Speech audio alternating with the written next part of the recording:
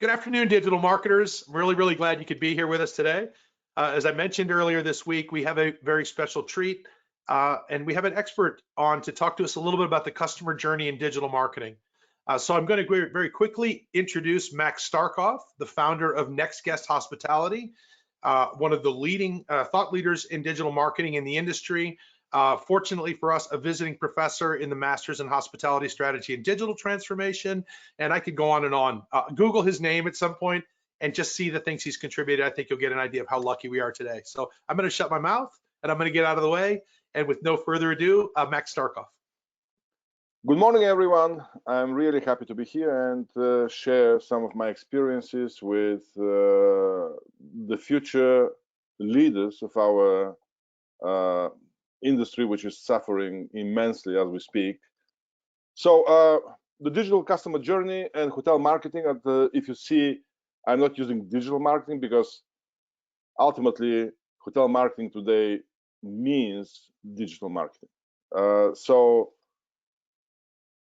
quickly, hello, nice to meet you. Very briefly about my background. I have a undergraduate degree exactly like yours in hospitality and tourism, master's degree in the same hospitality and tourism, and then MBA in e-commerce from the 1990s. My 40 years, exactly 40 years of professional hospitality industry career started a long time ago. I worked for the Ministry of Tourism of my native Bulgaria. I hope that all of you know where Bulgaria is. So I worked at the Ministry of Tourism. Then I came to New York City as the director of the Bulgarian Government Tourist Office for North America.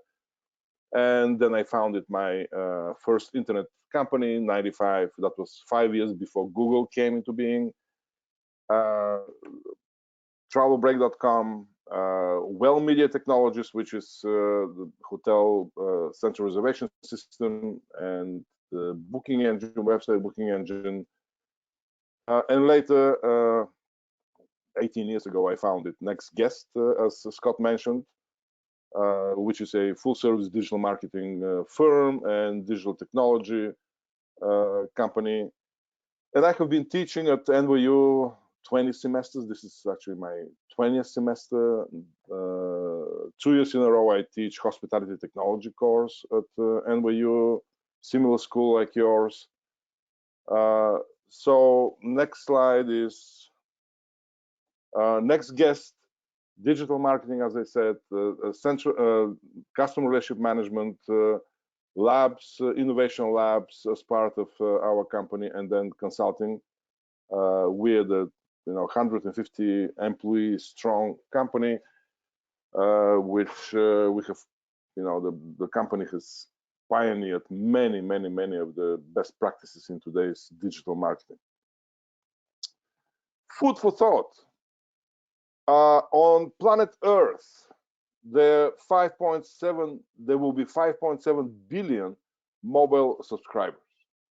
By 2023, approximately 71% of the global population will have a mobile phone. And over 10% of those will be using 5G. More than 300 billion mobile apps have been downloaded. Yet, today, less than 20% of independent hotels have a mobile-first website. Think about this. All of our customers are in the mobile space, and yet we as hoteliers, only 20% of independent hotels have a mobile-first website. Another food for thought, instant messaging. Nearly 4 billion users in 2019 used instant messaging from WhatsApp, Facebook Messenger, WeChat, and so forth. Different messaging dominating different regions of the globe. 64% of people who would choose to message a business versus to use a phone or send an email. And 53% of people are more likely to shop with a business if they can message directly. And yet, today, less than 5% of hotels, branded or independent, are instant messaging enabled. So if you are a guest at 95% of the hotels, you cannot message the front desk. You cannot complain that it's too hot or it's too cold in your room. You cannot request via messaging an extra pillow, for example, and so forth.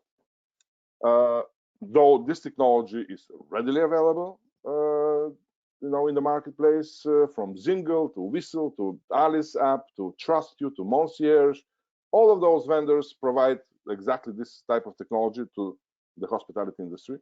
Yet, only 5% of hotels are taking advantage of it. So that's just to introduce you to how backward, as far as digital, as far as technology, our industry is. And in the same time, our customers have fully embraced the digital way of life. If you look at the average time spent per day with different media types in the United States, you would see that last year or this year, the average American has spent 6.31, 6.5 hours in digital media. 6.5 hours. I mean, all the mobile and audio and social networks and video, whatever it is, but it's 6.5 hours of their day they have spent in digital media. In the same time, on TV, they have spent only 3.5 hours, radio, 1 hour and 20 minutes, print, only 20 minutes. So my whole point is that digital dominates. Our customers, the customers that we expect to come as guests to our hotels, they have become digitally obsessed consumers. And by the way, I mentioned here the United States, the same is in Northern Europe, the same is in the United Kingdom, the same is in Scandinavia, the same is in most of Europe. It's exactly the same data coming as a result of research by various research companies. So over 50% of their time, consumers spend on digital media. And guess what's happening? While they spend more than 50% of their time during the day with digital media, those same consumers are becoming very savvy digital consumers. They know what works, what doesn't. They understand when a certain functionality, digital functionality, certain content, for example, is fake, certain functionality is not working, and they see through, I would say, not too professional attempts to have a presence in the digital space. So in this sense, they have become extremely savvy consumers of digital media. In the same time, these same consumers experience, while spending half a day in the digital universe, they experience over 250,000 digital micro moments per year. Google defines digital micro moments as any time that you look at your smartphone, for example, your iPhone, to check what the weather is, or check whether you have a like or not on your latest social media posting, or check your, let's say, your messages and so forth. So anytime that you interact with your digital device, this is a digital micro moment.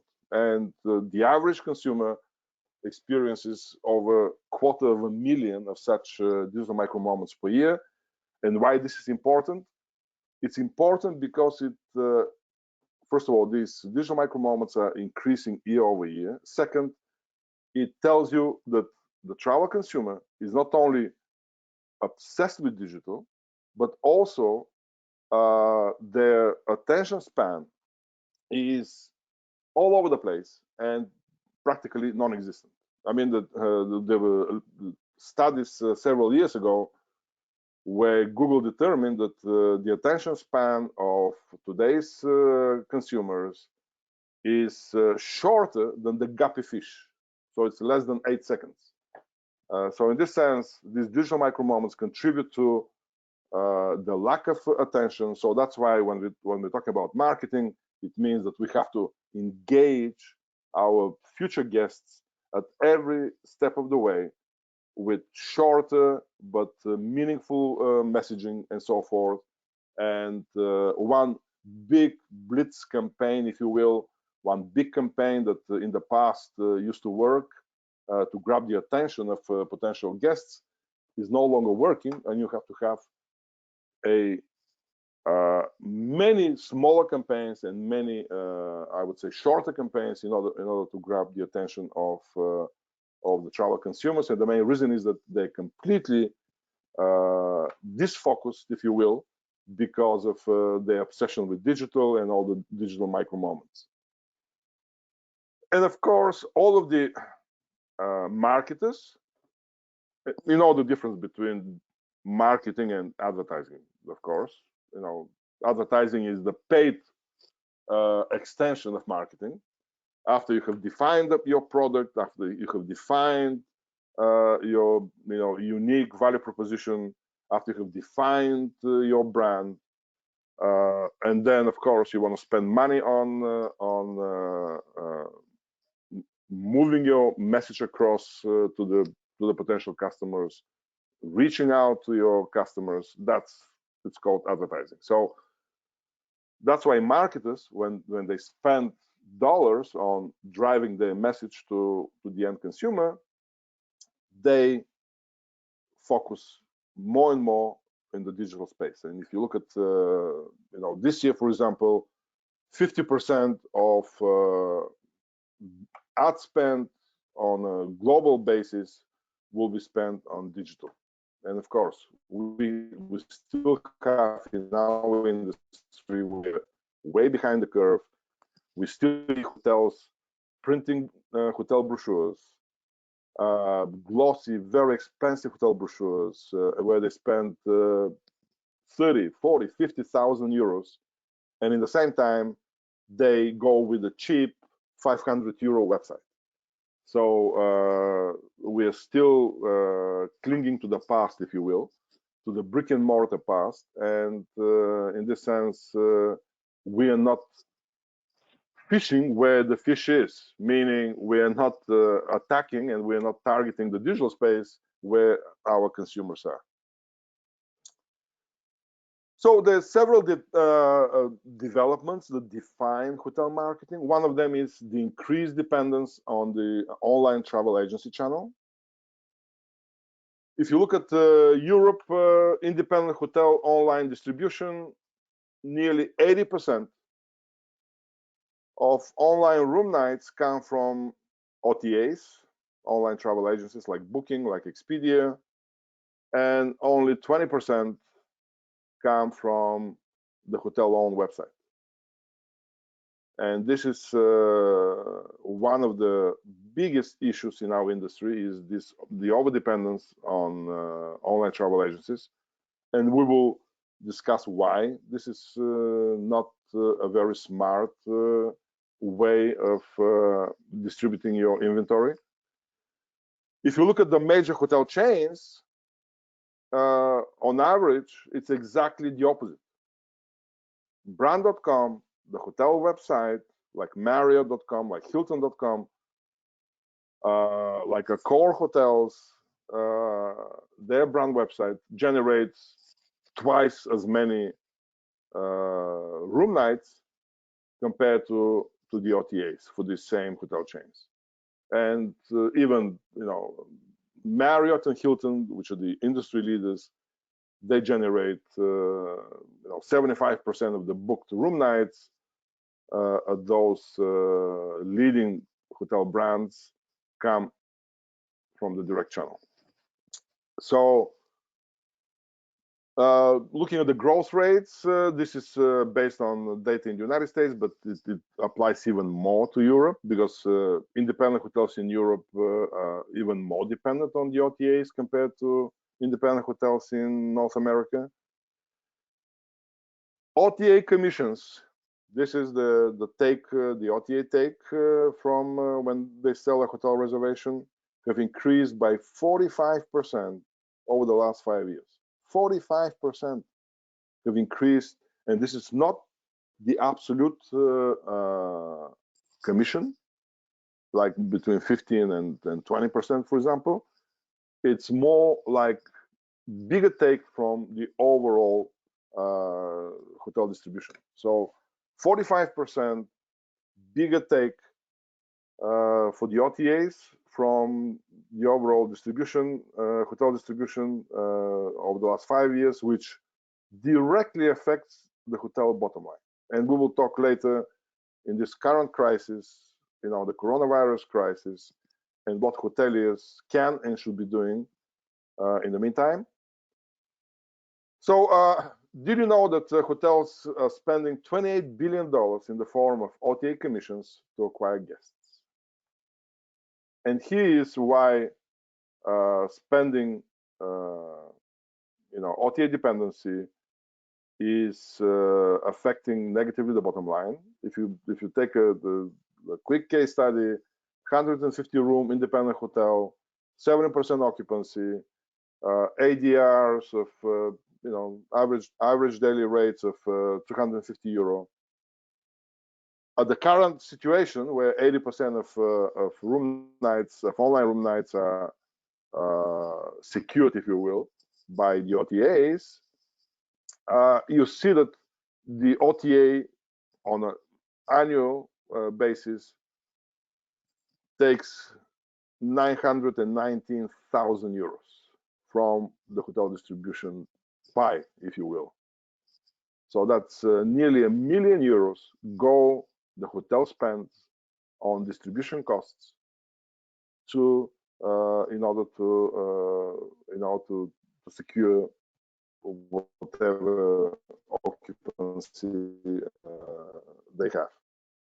So think about what you can do as a hotel manager, as a hotel owner, with nearly €1 million. I mean, you can renovate your plant, you can hire better people, you can provide better training to your staff, and you can add facilities, amenities to the hotel in order to increase customer satisfaction and so forth.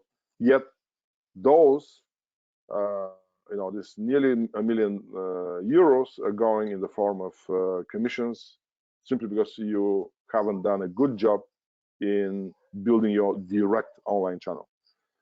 And of course, if the OTA contribution decreases from 80% to 60%, then you see that you're paying 230,000 euros less to the OTAs. And if you achieve the average for the branded hotels, if your independent hotel achieves only 35% of room nights, online room nights, to be secured via the OTA channel, then you will be saving more than €500,000. And this €500,000 you can use, again, to improve your facility, your physical plant, to pay better to your team, hire better professionals like people with your education, for example, and add money to the bottom line. So in this sense, so you see why many independent hotels are joining major hotel chains, simply because the major hotel chains are better at in direct online distribution. Increased importance of repeat business for hotel profitability.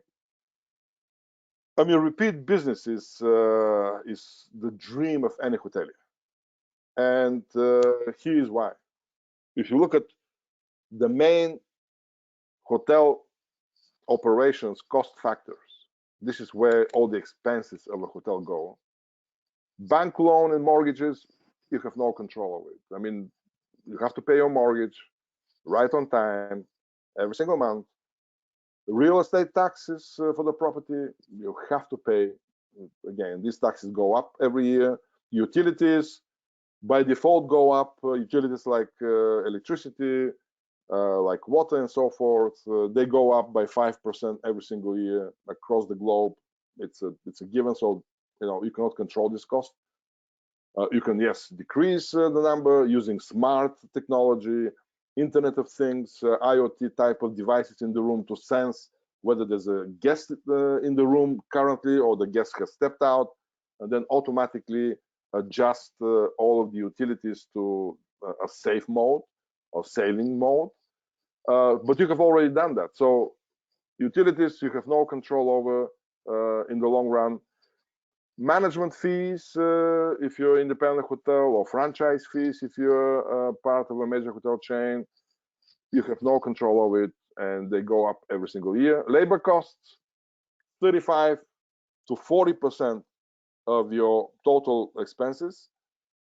You have no control over it. I mean, in the United States, last year, for example, the average salary across the United States increased by 3.5%. In hospitality in the United States, the average salary increased by 7%, 6.9%. And the main reason is that severe shortage in the labor force available for our industry. So there were over 1 million, until the end of February, there were 1 million open positions in hospitality in the United States. That's no longer the case now with COVID-19 and so forth. Many hotels have been shut down and so forth, and people furloughed or laid off. But until the end of February of this year, the labor shortage was so acute that hotel managers were forced to pay more in order to retain their employees or hire new employees. So you have very little control over the costs for your labor costs, and they're going up every year. So distribution is the other main cost factor, and this is the only area, if you will, of operations where you have real control over how much you spend on distribution and how much basically you save. That's the only cost factor that you have control of. And of course, if you allow that 80% of your room nights come from OTAs or other intermediaries, tour operators and so forth, then I mean, you're doomed. Your property is literally doomed, because you can only raise your ADRs and RevPARs. You can raise them only so much, because you're dealing with real-time supply and demand in the marketplace, with competition and so forth. So if you are not able to lower your costs, then your property will be a losing proposition. So lowering distribution costs, the only path forward to boost repeat business, engage and retain customers, and decrease operational costs and maintain profitability. Look at the repeat guests. So repeat guests means cheaper distribution costs. That's what repeat guests means. Major hotel chains have achieved 58.2%, that's last year, of room nights at the major hotel chains are generated by loyalty members, which means repeat guests. Even Hilton has a higher percentage. 62% of room nights in 2019 come from loyalty members. In the same time, independent hotels, 10 to 15% of people, of guests coming to your property are repeat guests. That's on average.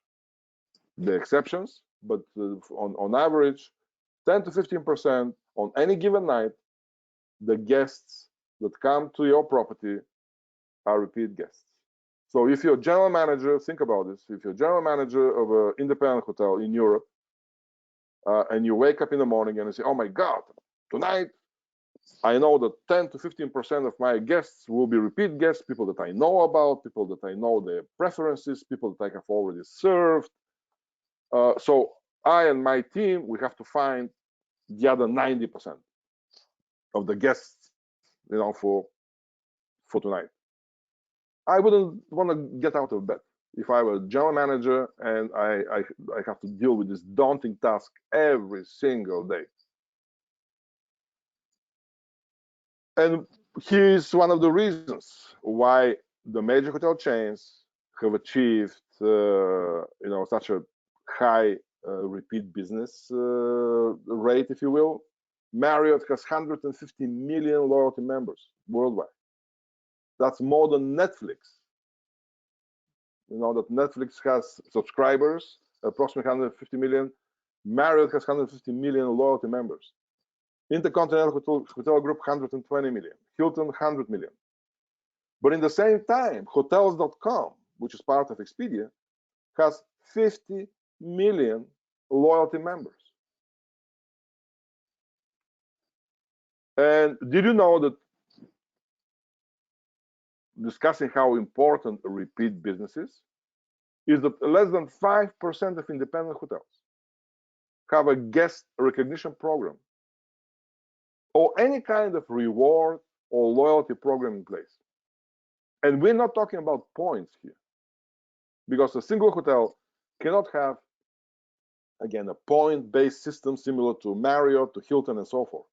But a simple guest recognition program similar to what Hotels.com has. You stay 10 room nights, you get the 11 room night free. Period. No questions asked. That's what Hotels.com has. And they have 50 million loyalty members. That's why they book on Hotels.com, because they're accumulating room nights. So having such a guest recognition program in place, or any kind of a reward program, only 5% of independent hotels have a program like this in place.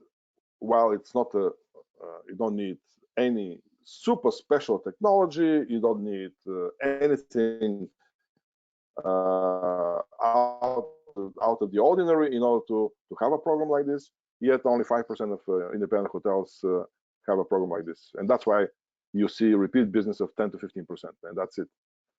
Returning guests spend 67% more than a new guest. Simple as that. So returning guests, repeat business is the way to go.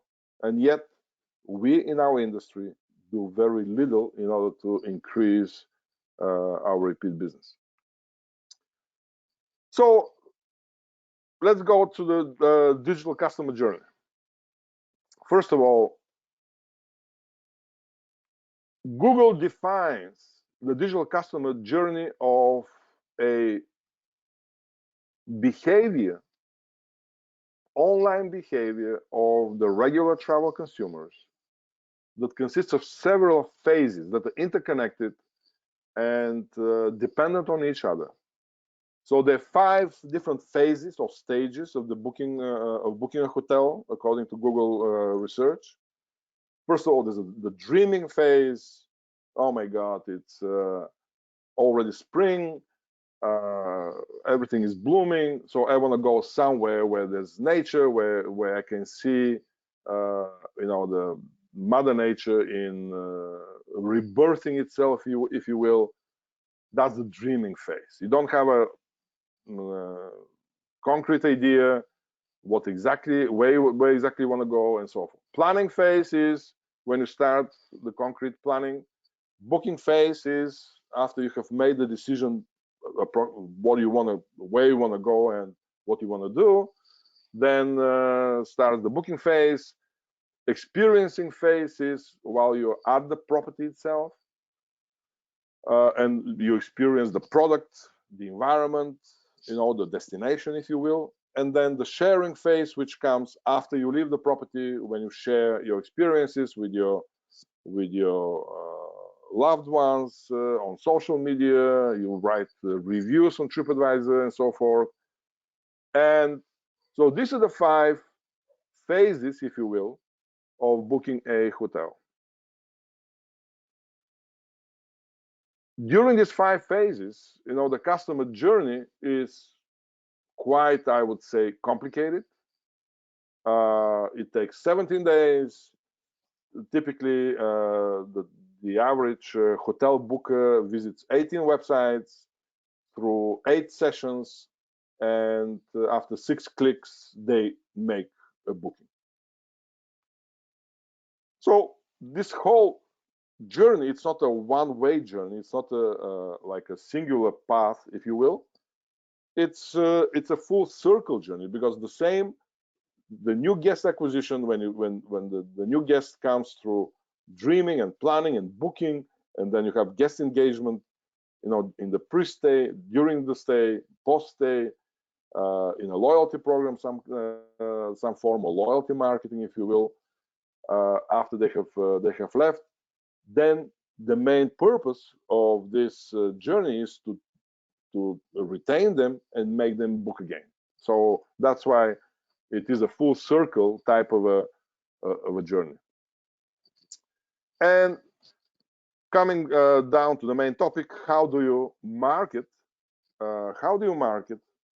To the digital customer throughout the digital customer journey? First of all, comes the understanding that a customer journey dictates how we in hospitality must do hotel marketing. It's not the other way around. It's not up to us to decide how we market our product. It's the customer and the customer journey that has made this decision for us already.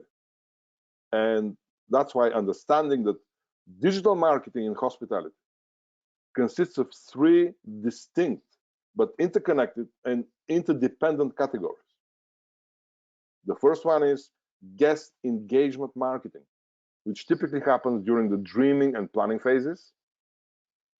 Guest acquisition marketing, which typically happens during the booking phase. Guest retention marketing, which typically happens during the experiencing and sharing phases. And of course, hoteliers, hotel marketers must play in all of these 3 categories, not in one, not in 2, but in all 3 categories of guests. So let's dissect the 3 different categories. First of all, guest engagement marketing. Again, I mentioned that it happens during the dreaming and planning phases of the customer journey. You use different marketing formats, from brand marketing to content marketing, media, content marketing on the hotel website, public relations, social media, influencer marketing. So these are all tools, if you will, for hoteliers to market and engage customers during the guest engagement marketing. And the result is you connect and engage with travelers in the dreaming and planning phases. You steer them in the right direction toward the booking phase. You make yourself noticed, you intrigue your customers, and then you steer them toward the booking phase. So did you know that in the dreaming phase, 82% of leisure travelers are undecided on the accommodation they will book? So that's where, if you do your guest engagement marketing well, that's where you will be talking to these 82% of leisure travelers, and hopefully you will convince at least some of them to consider your hotel. So the hoteliers have the ample opportunities to grab the attention of the traveler in the dreaming phase, ignite their interest in the hotel location, product, and value proposition, and hopefully convert them during the booking phase. Guest acquisition marketing. So this is typically the marketing efforts during the booking phase.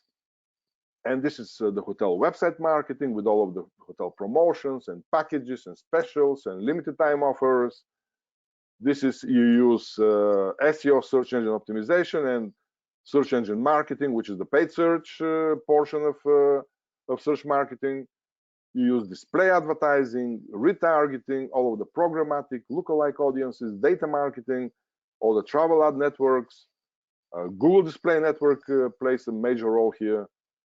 You use social media, especially social media Instagram lately for boutique and luxury hotels works very nicely.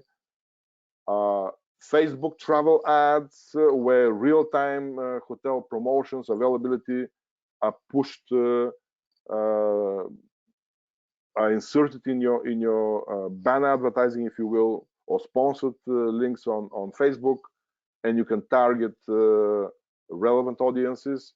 Meta search, for example, Google Hotel Ads, Trivago, TripAdvisor.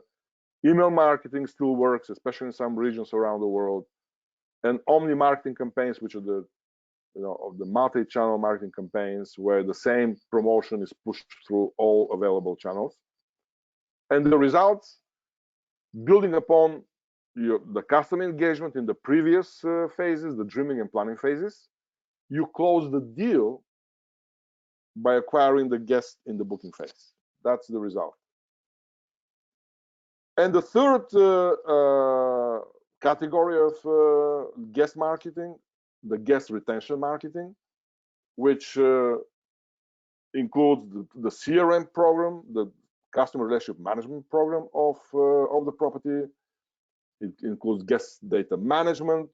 These are the identifying the RFM value of each guest, each past guest, which is the recency, the frequency, and the monetary value of each guest. And you identify your best guests, your second best guests, and so forth.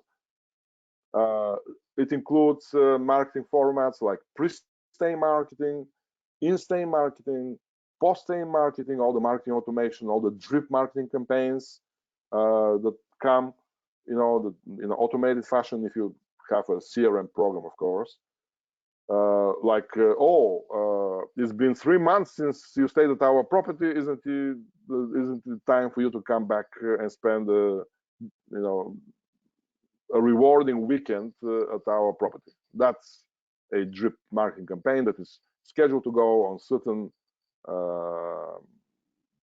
triggered by certain events like dates, like time after stay, time passed after stay, and so forth, or a year. Or last year, this time you booked our property, isn't it time for you to come back again? And here is a special incentive for you to do so. Guest recognition marketing, where you market all of your loyalty members or guest recognition program members, and so forth. So the result, building upon all the successful engagement in the previous phases, during the guest stay at your property, you can win the guest loyalty in the experiencing and sharing phases and make them a loyal customer, make them a repeat customer, hopefully one day, next time when they visit your destination.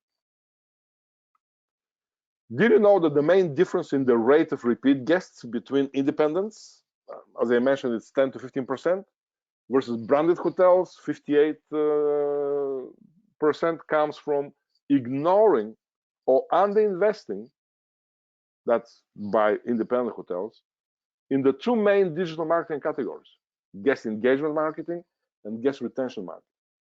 In our industry, unfortunately, especially independent hotels, they focus, if they do any marketing at all, they focus only on performance marketing, which is marketing in the booking phase. That's it. They ignore all the other types of marketing, and that's why they have very limited results, even irrespective of how much money they spend. And they achieve very little conversion rates, and basically the results are not satisfactory, if you will. And the main reason is that they ignore the other two main digital marketing categories, the guest engagement marketing and the guest retention marketing. And of course, it is 15 to 20 times more expensive to acquire a new guest than retain an existing guest. 15 to 20 times. And I already mentioned that repeat guests are not only cheaper to retain than acquiring a new guest, but they spend more at your property than new guests. So, because you, Professor Dahl told me that most of you are completing your studies next month, I believe. So that's why I wanted to very quickly go over the COVID-19 action plan, if you will, and what should a hotel do in the current environment as far as marketing is concerned. So what is the situation today? First of all, European hospitality, US hospitality, Asian hospitality is in dire, I would say, state of affairs. I mean, if you look in Europe, Dublin, Edinburgh, Amsterdam, Brussels, London, the demand and even forward occupancy demand is way below where it should be, unfortunately. I mean, we have occupancies to the tune of 10%, where they should have been 75% or 80%. In New York City, right now, you have occupancy of less than 15% on average, where the occupancy rate this time of the year should be 85%. So dire situation. Yet, hoteliers can do a lot during the crisis. For example, Hilton and American Express provided 1 million room nights to first responders. And they have negotiated millions and millions of dollars of discounted room nights to first responders around the world, or people that are out of hospital, or people that need to be quarantined and so forth for, let's say, 14 days and so forth. So Marriott, again, provided $10 million worth of accommodations to first responders at the same. Both of these hotel chains, they have suffered. I mean, approximately a quarter of their properties are closed due to local mandates, and in many cases, just lack of business, like in the Caribbean, for example, because nobody's flying to the Caribbean and so forth. But yet you can do a lot. And independent hotels can negotiate discounted or at cost rates with local hospitals, police, fire, sanitation departments, grocery stores, even for their personnel, so that they don't commute in this time of crisis, and other essential businesses. So an independent can do a lot even during the crisis. I mean, there have been very interesting cases in Europe and here in North America of hoteliers offering day rates where we know that you have to work remotely from home. We know that you have little kids running around, dogs and cats and so forth, and it's impossible for you to do a meaningful, productive work remotely from your home. So why don't you come to my hotel, which is around the corner, and I will secure a quiet room, super high-speed internet access, coffee and so forth. You can order certain snacks and prepackaged snacks and so forth. No room service, of course. And you can work from 9 a.m. until 6 p.m. and I have a day rate of 125 euros. Many companies are willing and are paying for their remote employees the 125 euros a day in order for them to have a better working environment, so that they're more productive, because ultimately they work for the company, not for themselves. So in this sense, day rates for exactly these people that are stuck at home, but they don't have a good, I mean, in New York City, all the small apartments in New York City, you cannot possibly work at home. Unless, I mean, you're single or something like this, but if you have family, if you have kids, it's impossible. So my point is that the day rates, and do you know how many hotels are offering day rates? 1%. 1% of hotels. Why? I can give you the answer why. Lack of creativity is plaguing our industry. Lack of creativity. Next slide. So the post-crisis action plan, very quickly. First of all, don't abandon your hotel customers. Don't panic and seize your property's marketing spend and efforts. This will hurt your property in the long run. So if your property is open, communicate to your customers. And your customers are past guests, loyal customers, corporate group planners, tour operators, group organizers, distribution partners. These are the customers, and provide them with clarity about the current situation in the destination, at the property, the fact that you're taking care of your employees, the fact that you're using this downtime in order to train your employees, to reacquaint them with the hotel product so they can serve you better, and so forth. So, professional development, training, and you are improving certain things at the property so that when the crisis is over, your property will be ready and more ready than ever, to welcome back these same customers. That's the messaging. So don't abandon your hotel customers. Don't go silent if your property is closed. In many destinations, you have local mandates and so forth, or simply lack of business. You need to continue to communicate with your customers and keep them informed about the property, the situation, how you're taking care of your employees again, and again, to assure them that your property will be ready and able to open and function as soon as the mandate is lifted. And of course, this crisis will be over sooner or later. I hope sooner. And you would once again be chasing these same exact customers. So staying in touch with them during the crisis will go a long way in the post-crisis rebound. Break down the silos. Actually, Professor Scott Dow and myself, we wrote an article. Scott, it was, I think, 18 months ago. Probably about a year ago, maybe 8 months ago. About the need to break down the silos of the property, the existing silos, the revenue generation team, the sales and marketing team, constantly fighting among each other, the CRM team, if there is such a team, and the general manager, even intentionally maintaining this rivalry between the teams. Thinking that conflict is healthy. Yeah, which is exactly the opposite. So this is the time to break down the silos and to create a single-minded team at the property.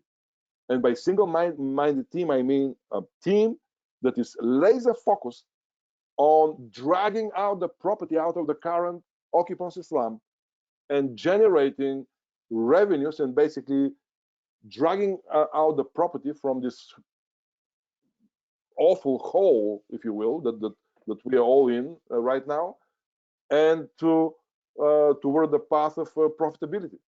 And we mean a single-minded team called the revenue generation team that consists of revenue managers, sales and marketing managers, revenue manager specialists that works, CRM specialists, working together to acquire, engage, and retain guests, optimize the performance, and increase your revenue, especially direct bookings. That's the bottom line. So breaking down the internal silos is very important in the post-crisis period.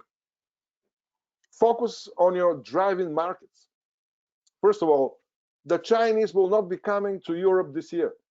2020, Japanese, Chinese, Australian, forget about them. So analyze your feeder markets. So basically, revenue management should be taken to in a completely different direction.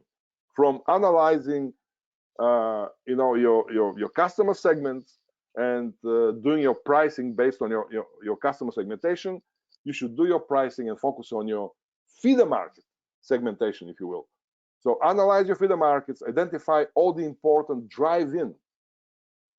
These are markets where people get on their cars and come to your property, or short haul markets where they take like a suburban train,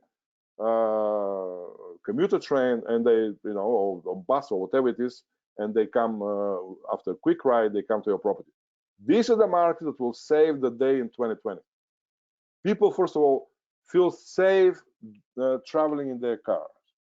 You get in your car with the same people that you have lived in a close proximity during. You mean the only people that you exactly.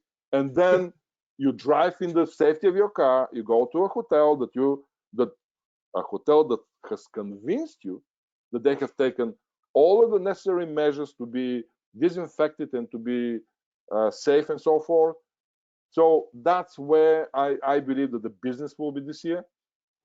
And also people, again, the short haul and the drive-in feeder markets, people are much better informed about nearby destinations. I mean, for example, do you know what's happening in Thailand now? You know, I have no idea what is the situation with coronavirus and Thailand.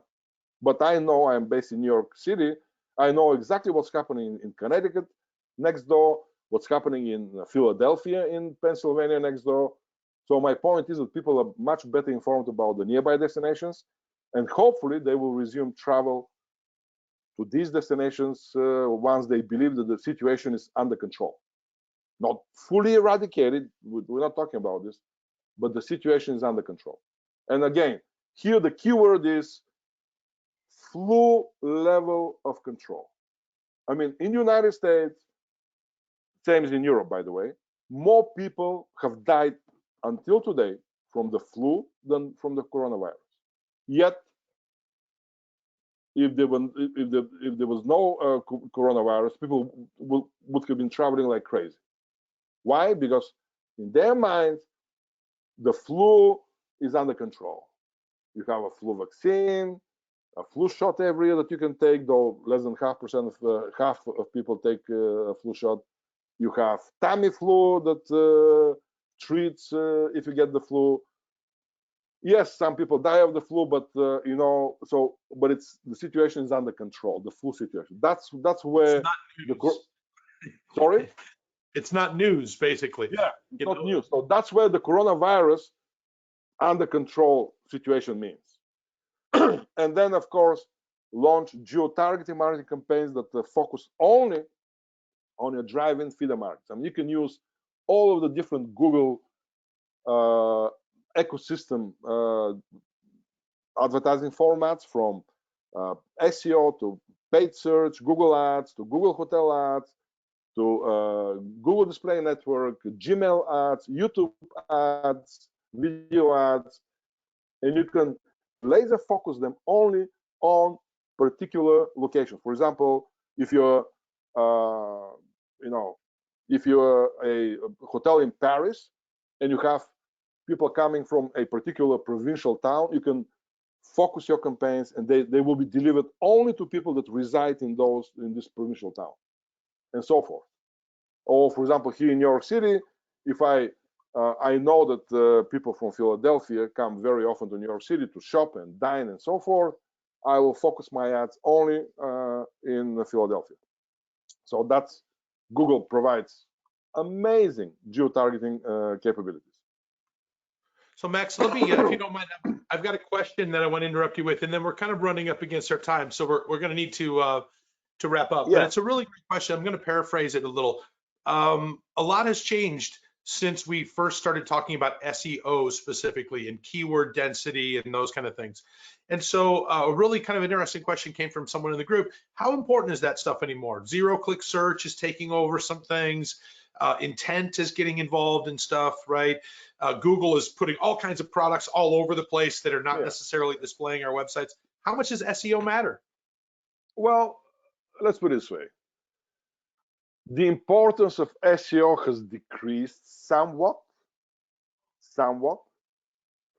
and the main reason is the zero-click searches. I mean, over 50% of searches on Google end up without a click, because you see the results.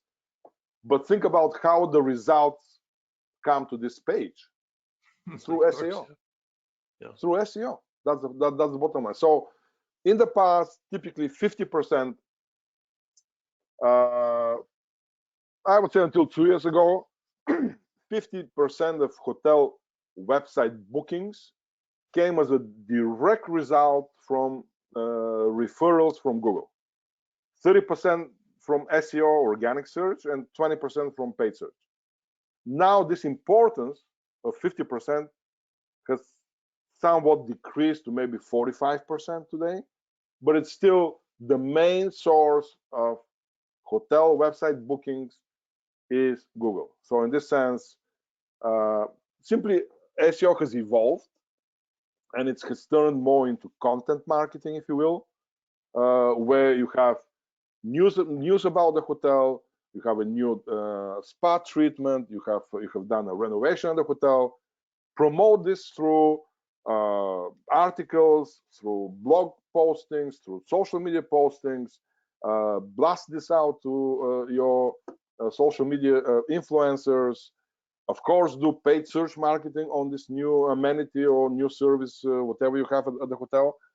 But SEO continues to be important because, mind you, the Google algorithm is based on following interconnections between the various websites, and these interconnections are called links.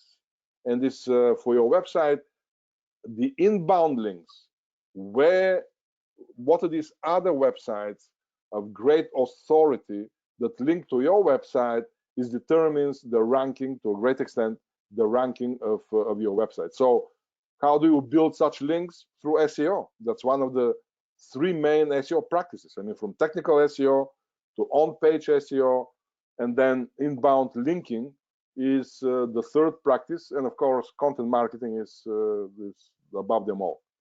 So it's Max, it has become more complex. It has become more complex. It's not easy to.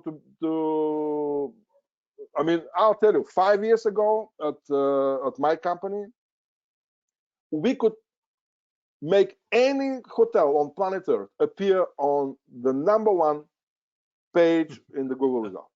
No doubt, we could do this. Today, we simply cannot. That's the difference. But we can significantly improve the rankings. That's what we can promise our clients. We can significantly improve the rankings. The main issue is that SEO has become very, very complex. And Scott, mind you, I mean, add to that the mobile channel, the smaller screen, the fact that people don't browse page after page on a mobile screen. It's the limited real estate that Google more and more dominates with advertising, if you will. So it's simply SEO has evolved, but it's not dead by no means. I mean, it's to me, it seems like it's safe to say that SEO still has the role that it's had, but there's been new products added to the fray that make it seem like it has a lesser role. You know, because you mentioned paid search is yielding less and organic is yielding less, and it's because those are the existing channels, and now, you know, everything from hotel carousel to everything else is just kind of eating away at the balance of that. And then the other thing I wanted to ask Max, and really it's kind of relevant for there's a couple of different classes on this class. I have my revenue management class. They got some amazing stuff in the beginning when you talked about distribution channels and profitability that's associated with loyalty and things like that. And then for the digital marketing guys, really the customer journey piece was amazing, those 3 stages. And I put something in the chat. If you just take the word guest and you turn that into customer, it's really applicable to virtually any business. And the comment that Mr. Starkov just brought up about SEO and those other tools really is now playing into what we talked about, omni-channel. So you really should kind of think about how all of this stuff works to communicate with your customer, and stop trying to trick the SEO algorithm and just provide the information they're looking for. It's a different world today. We can't fool it, you know, so we should stop trying. Yeah, listen, Google employs 5,000 PhDs. Do you know what 5,000 PhDs in computer science can do when they put their brains together? That's 250 times more than we have. So yeah, no marketer can let's say outwit or trick Google. That's obvious. I mean, it's so in this sense, you have to play by the rules, but at the same time, you have to understand that the rules have changed and the rules have become much more complex today than they. I mean, I wrote my first article on SEO back in 1997, when truly things that was before Google. Yep. Things were very people were hiding words behind pictures to get keyword density, things like that. So yeah, the point is that it's and then again, from what I presented, I believe, if you focus your marketing efforts only in one of the marketing formats, let's say you focus only on meta search, let's say Google Hotel Ads and so forth, you will achieve very mediocre results. If you focus only on paid search or only on SEO or only on email marketing, that's where you have to use the full array of digital marketing tools, if you will, that you have at your disposal in order to engage, acquire, and then retain the customer. I think that was the slide. I put it in the chat. It was gold. When you showed the digital journey and you really related it to specific tools at specific steps along the path, that's amazing insight for folks. So guys, we've run up against our time. Max, I want to thank you a tremendous amount. I always learn something, quite frankly. There's always something new, which is really fun for me. And definitely you delivered exactly what I had asked you to. And I think what really brought a lot of value to our class today in terms of where we are and putting together our final semester projects and how important the digital journey is to all those guys. So, man, thanks very much. Definitely, I really appreciate it. And Okay, for those guys. of you that, oh, go ahead. I'm sorry. Yeah, my pleasure, and good luck with your next phase in your lives. And I hope that all of you will find very quickly. There you go. Exactly. Our industry needs educated people, educated and smart people. And those of us that have been around for a while, the one thing that we can tell other people is that after stuff like this, our industry is very resilient, and it always leads to tremendous times of innovation. I mean, after September 11th, the OTAs got their traction. Might not have been the best innovation for us, but it certainly was an environment for innovation, right? So I think that it always creates opportunity on the other side. So anyway, guys, awesome. Thank you very much. Keep in mind that this recording will be available in the class pages. So if anyone missed it, or if you want to go back and check anything, it'll be available. And we'll see you all soon. Stay safe. Okay. Take care, guys. Take care and stay safe. Thanks, Max.